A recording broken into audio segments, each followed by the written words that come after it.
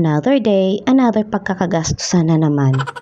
Hindi nga kami makaalis dahil sa walang humpay na ulan. Habang nagpatila kami ng ulan ay may narinig akong sisiw dito sa cage. Matagal na ito nabanggit ng aking mga anak na may sisiw na daw ang kanilang ibon. Pero hindi ko pa siya nakita. O baka naman sadyang ayaw niya lang talaga magpakita sa akin at ayaw niya makakita ng pangit.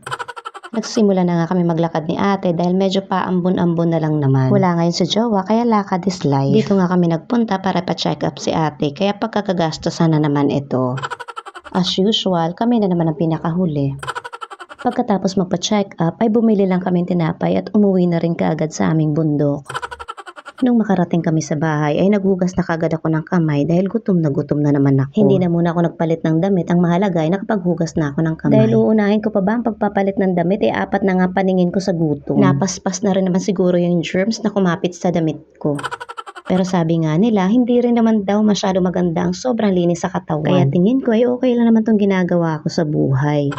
Ang pinakamahalaga talaga ay nakapagkape. Kape sa umaga, kape sa tanghali, kape sa hapon at minsan bago pa matulog sa gabi. Kape na nga yata ang nananalaytay sa buong katawan.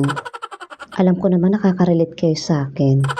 Huwag kayong mapagpanggap, bad yun. At dahil wala ngang humpay ang ulan, ay napuno ng mga sinampay ang bahay namin. Naubos na nga lahat ang mga hanger ko at wala na rin akong mabilhan sa labas. Hindi pa nga ako nakontento sa pati na tinapay lang at kakain na naman ako ng kanin. Tipid na tipid ako sa ulam kong ito at ipinagdadamot ko pa yan kay jowa.